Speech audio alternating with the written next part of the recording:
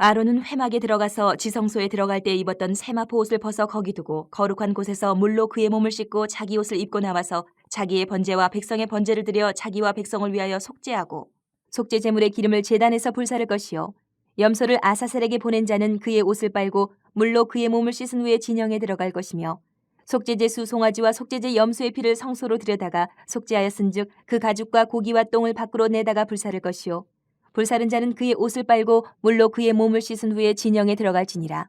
너희는 영원히 이 규례를 지킬지니라. 일곱째 달 곧 그 달 10일에 너희는 스스로 괴롭게 하고 아무 일도 하지 말되 본토인이든지 너희 중에 거류하는 거류민이든지 그리하라.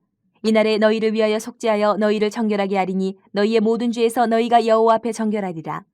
이는 너희에게 안식일 중에 안식일인즉 너희는 스스로 괴롭게 할지니 영원히 지킬 규례라. 기름 부음을 받고 위임되어 자기의 아버지를 대신하여 제사장의 직분을 행하는 제사장은 속죄하되 세마포 옷 곧 거룩한 옷을 입고 지성소를 속죄하며 회막과 제단을 속죄하고 또 제사장들과 백성의 회중을 위하여 속죄할지니 이는 너희가 영원히 지킬 규례라. 이스라엘 자손의 모든 죄를 위하여 1년에 한 번 속죄할 것이니라. 아론이 여호와께 모세에게 명령하신 대로 행하니라. 16장 말씀을 계속 이어서 봅니다. 레위기의 가장 핵심이 되는 장이 16장이라고 말씀을 드렸습니다. 구원은 우리 인간에게 있지 않습니다. 계속해서 레위기를 통해서 우리가 반복되는 말씀인데요. 인간은 스스로 구원할 능력이 없습니다. 그래서 하나님이 예수님으로 인해서 대속의 은혜를 우리 인간에게 값없이 베풀어 주신 겁니다. 사실 값이 없지는 않습니다. 우리가 치른 값이 없을 뿐이지 예수님께서 대신 우리를 위해서 죽어 주셨습니다.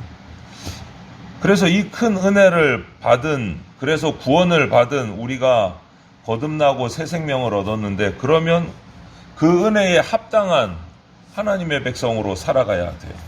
그럼 어떻게 사는 것이 은혜에 합당한 백성으로 살아가는 것이냐? 속죄의 은혜를 받은 백성이 그 은혜에 합당하게 살아가는 방법을 오늘 우리가 본문에서 찾을 수 있을 것 같습니다. 첫 번째는 끊임없이 거룩한 삶을 살아가기 위해서 애써야 된다. 거룩한 삶을 살기 위해서. 속죄의 은혜를 받았기 때문에 그 은혜 받아서 거룩해진 삶을 계속해서 살아가도록 노력해야 된다. 그것이 은혜에 합당한 삶을 사는 방법 첫 번째다. 오늘 본문으로 들어가서 보면 지성소는 하나님이 임재하시는 지극히 거룩한 장소입니다. 그래서 어제 그제 계속 우리가 말씀에서 나왔지만 대제사장이 이 속죄일에 지성소에 1년에 한 번 딱 들어갈 때는 자기의 대제사장의 모든 에봇을 다 벗고 세마포 흰 옷만 딱 입고 들어갔습니다. 향연을 피워서 속죄소를 가리고 들어갔습니다. 그리고 그 지성소에서 속죄 의식을 마치고 밖으로 나와서는 오늘 본문에 보면 그 입고 들어갔던 거룩한 세마포 옷을 벗고 물로 몸을 씻었습니다. 지성소에서 봉사할 때 입은 옷마저도 구별을 하고 거룩함을 잃지 않도록 한 거예요. 우리는 예수님의 보혈로 구속받아서 하나님의 백성, 하나님의 소유가 된 거룩하게 구별된 존재가 됐어요. 그러면 우리의 삶도 거룩한 삶이 되어야 된다는 거죠. 아론이 대제사장이 그 성소에 들어갔다 나와서 입은 옷까지도 구별해서 놓고 또 자신의 몸을 씻고 거룩함을 유지하기 위해서 정말 세심하게 살아간 것을 보면 우리는 이 말씀을 또 기억해야 되는 거예요. 내가 거룩하니 너희도 거룩할지어다. 거룩한 하나님의 백성이 되었으니까 우리도 거룩하게 살아가야 된다. 그렇게 나와서 세마포 옷을 벗어놓고 몸을 씻고 다시 제사장의 예복을 입고 번제를 드립니다. 그것도 두 번의 번제를 드려요. 한 번은 자신과 가족을 위해서 드리고 한 번은 또 백성을 위해서 번제를 드려요. 이 번제가 사실상 속죄일 예식의 마무리 제사라고 할 수 있습니다. 이 번제를 통해서 이제 속죄일의 모든 의식을 마무리 짓는 건데 앞에 속죄제를 통해서 이루어진 속죄의식 또 하나님께서 제사해 주신 데 대한 감사의 의미도 있고 그 속죄를 인증하는 제사. 오늘 하나님 앞에서 우리의 속죄일이 온전히 제대로 드려졌다라고 마침표를 찍는 제사이기도 해요. 이 번제가. 그래서 레위기 23장, 우리 뒤쪽인데요. 23장에 보면 그동안 얘기했던 절기법들에 대한 설명이 쫙 기록되어 있어요.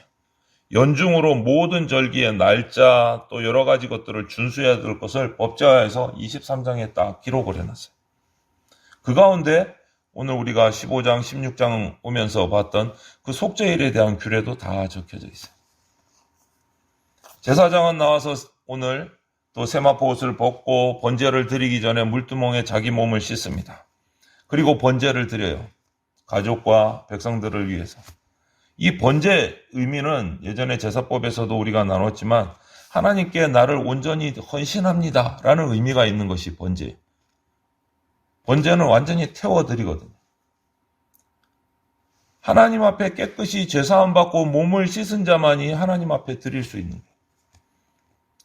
제대로 된 참된 예배자는 일생 동안 자신을 돌아보면서 하나님의 거룩함을 자기도 닮아가려고 계속 애를 쓰는 것이 참된 예배자의 자세예요. 그리고 오늘 25절부터 28절을 보면 그렇게 속죄해서 한 염소는 드리고 한 염소에는 안수를 해서 아사셀 그 광야로 내보낸 사람이 있어요. 그 담당자가 있어요. 내보낸 사람도 진영 밖에서 그 가죽, 고기, 똥을 불사른 사람도 전부 다 들어오기 전에 뭐를 합니까? 몸을 다 씻고 진영으로 들어와야 돼요. 다 씻고. 하나님이 거룩하신 분이기 때문에 백성들의 조금의 부정함이라도 제거해야 되는 거예요. 하나하나가 모든 것이 거룩함에 맞추어져 있어요. 제사법을 보면. 그냥 허투루 넘어가는 것이 하나도 없어요. 부정한 것은 이스라엘이 공동체 가운데 들어오지 못하도록 철저하게 경계하고 제거하고 막아가는 것을 보게 돼요. 우리 일상도 작은 욕심, 사소한 질투, 어떻게 보면 눈치채지도 못할 만한 그 사소한 미움 등 이런 것들이 결국은 공동체를 걷잡을 수 없이 흔드는 씨앗이 된다는 거예요. 사소한 것도 우리는 철저하게 경계하고 제거해야 된다. 오늘 이스라엘의 제사의 모습을 봅니다. 그래서 바울은 하나님의 자녀에게 악은 어떤 모양이라도 버리라 이렇게 강조를 했어요. 어떤 모양이라도 버리라. 우리 삶에 조금의 부정도 틈타지 않도록 경계하고 제거하고 청소해내는 훈련을 해야 됩니다. 한 단계 한 단계 갈 때마다 몸을 씻고 옷을 갈아입고 또 주님 앞에 나와서 엎드린 이스라엘의 구약의 제사 가운데서 그 정신을 우리가 받아들여야 된다. 작은 죄라도 철저하고 죄를 깨달을 때마다 예수 그리스도의 보혈로 씻고 하나님의 거룩한 백성으로 살아가려고 신경을 바짝 쓰고 그렇게 살아가려고 노력하는 것이 하나님께 속죄의 은혜를 받은 사람의 모습이다, 자세다. 또 한 가지 하나님의 속죄의 은혜를 받은 사람이 거룩하게 살아가는 것은 두 번째 방법은 속죄를 베풀어 주신 속죄의 근원이신 하나님께 감사하면서 살아가야 돼요. 감사하면서. 오늘 29절부터 보면 이 속죄일에는 정말 엄격한 근신이 필요합니다. 31절에는 보면 스스로 괴롭게 할지니 이렇게 돼 있어요. 스스로 괴롭게 할지니. 이게 무슨 말이냐면 자기를 부인하고 자기를 학대한다는 이런 의미가 있는데 이스라엘의 이 속죄일의 전통을 보면 금식하고 성관계를 금지하고 목욕도 하지 않고 낡은 옷을 입고 일체의 오락을 삼가합니다. 이게 뭡니까? 종일토록 자기 자신을 낮추는 거예요.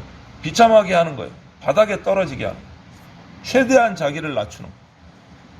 자기의 욕심을 내려놓는 거예요. 자기의 욕망도 내려놓고 다 내려놓는 거예요. 철저하게.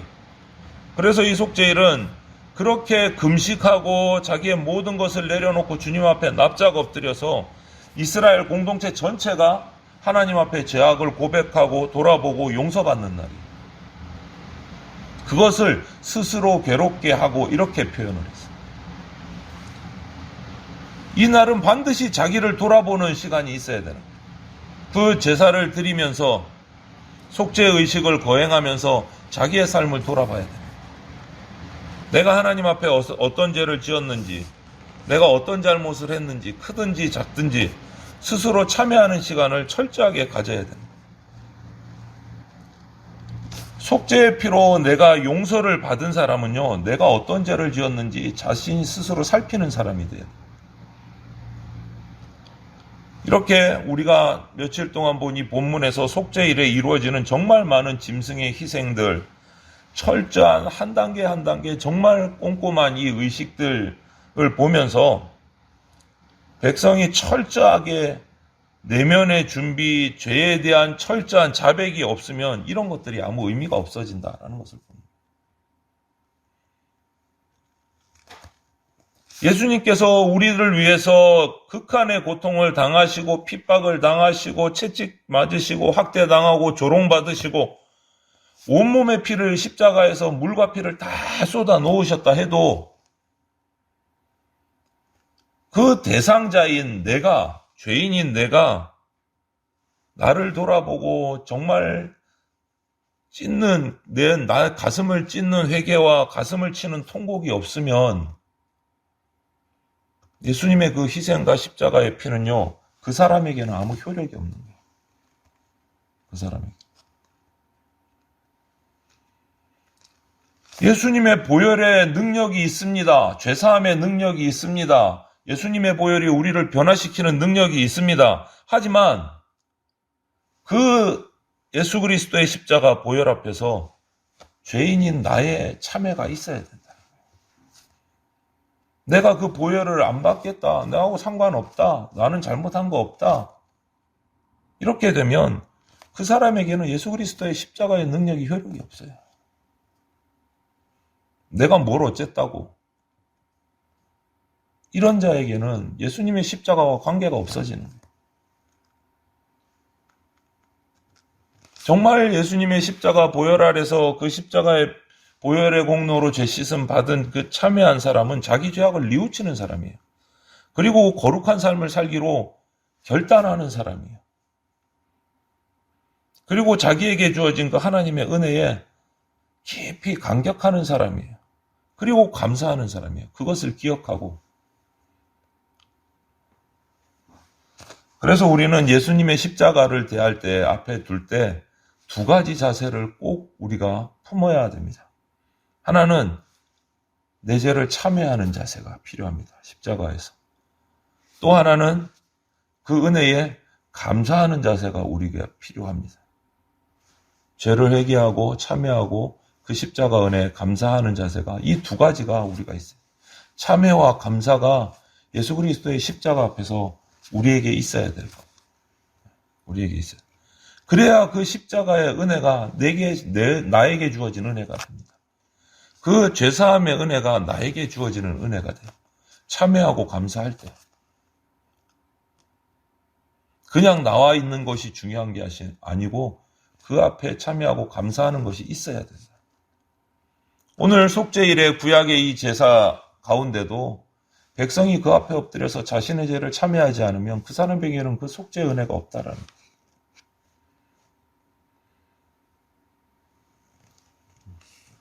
그리고 오늘 32절, 34절로 가면 이 대제사장의 직분이 상속되는 것을 보게 되는데 그냥 저절로 오는 것이 아니에요. 이것도 역시 속죄의 규례를 따라서 속죄를 받아야 그 거룩한 세마포 옷을 입을 수 있어요. 우리는 제사장이 됐어요. 예수님으로부터 보혈의 공로를 힘입어서 죄사함을 받고 왕같은 제사장이 되었다라고 성경은 말하고 있어요. 예수 그리스도의 보혈로 우리가 그 흰 세마포 옷을 입은 거예요. 보혈의 공로로. 우리의 그 깨끗함, 거룩함은 세상의 것이 아니다라는 말이에요. 이것은. 대제사장이 상속돼서 그 아들이 대제사장이 됐다고 저절로 뚝딱 대제사장이 되는 거 아니고 하나님 앞에 나가서 속죄의 규례를 또 다 행해야 돼요. 처음부터 끝까지. 우리가 세상에서 착하게 살았다고 왕같은 제사장이 됩니까? 그거 아니라는 거예요. 하나님 앞에서 예수 그리스도의 보혈로 죄사함을 받고 그래야 하늘의 의로움으로 왕같은 제사장이 된다라는 거예요. 내 능력, 나의 어떤 것이 아니다라는 거예요. 세상의 것이 아니다라는 거예요. 우리의 의로움은 하나님으로부터, 위로부터 주어진 거예요. 나의 능력으로, 나의 노력으로 주어진 것이 아니다라는 것을 우리가 기억을 해야 돼요. 하나님이 용서하지 않으시면 우리는 속죄함을 받지 못해요. 속죄함을 받지 못하면 우리는 하나님의 백성으로 왕같은 제사장 될 수 없습니다. 예수 그리스도께서 이루신 단 한 번의 속죄 제사로 우리의 모든 죄를 다 용서하시고 영원한 생명을 주셨어요. 거기에 내가 참회와 감사로 반응을 할 때 왕같은 제사장, 하늘의 의로움을 우리가 입을 수 있는 거예요. 그리고 이 말씀을 다 하시고 오늘 두 번 반복하는 말씀이 있어요. 31절 34절에 보면 영원히 지킬 규례다 라고 말씀을 하세요. 영원히 지킬 규례다. 이 속죄의 규례는 영원히 지킬 규례다. 그런데 이 말을 예수님 오신 이후에도 이 율법대로 지키라는 뜻으로 착각하시면 안 돼요. 말씀에 순종해서 하나님께 회개하는 모든 백성에게 영원히 죄사함의 약속을 주셨다라는 이 약속이 영원히 지켜진다는 거예요. 말씀에 순종해서 하나님께 참여하는 자에게 영생이 주어졌다. 죄사함의 은혜가 주어졌다. 그런 의미에서 오늘날 신약의 우리들에게는 성도된 우리들에게는 우리가 드리는 모든 예배는 이 속죄의 의식이에요. 구약의 이스라엘 백성이 드렸던 속죄일의 이 의식이 오늘 우리가 드리는 예배의 의식이에요. 그리고 오늘 안식일 중에 안식일입니다. 그리고 예수 그리스도 안에서 끊어지지 않고 영원히 계속될 기쁨인 거예요. 속죄의 은혜는 기쁨인 거예요. 제물이 대신 죄를 지고 죽어도 속죄제는 끝나지 않습니다. 매년 또 계속 드려야 됐어요.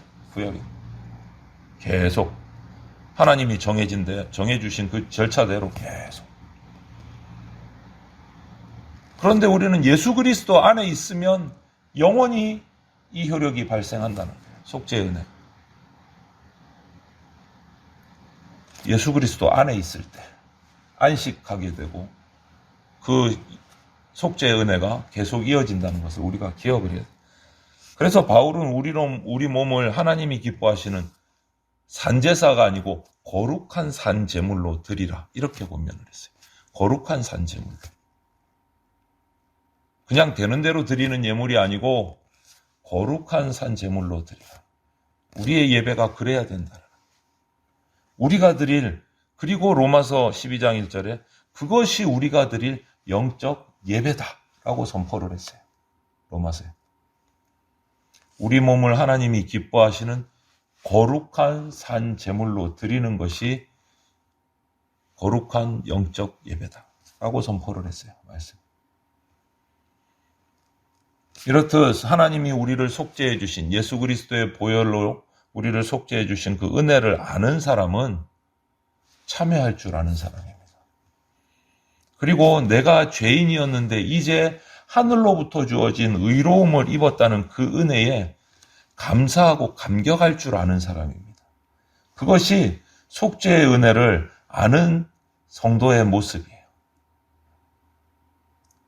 그리고 우리가 살아가면서 죄를 완전히 끊을 수는 없다 하더라도 그때마다 자복하고 회개하고 철저하게 그 죄를 경계하고 조심하고 끊어내면서 거룩함을 추구하면서 살아가야 되는 것이 우리의 삶의 방법이고 모양이 돼야 돼요. 그래서 오늘 저와 여러분들이 이 하나님이 주신 죄사함의 구원에 감격해서 거룩한 삶을 살기 위해서 애쓰는 성도가 되시기를 바라고, 그리고 하나님을 섬기는 예배가 꼭 예배당에 나왔을 때 이 잠시의 시간뿐만 아니라 내 평상 일상의 삶 속에서도 이 예배하는 삶이 거룩한 산제물로 드려지는 예배하는 삶이 계속 이어지는 성도가 되어서 복된 성도로 살아가시기를 주님의 이름으로 축원을 드립니다.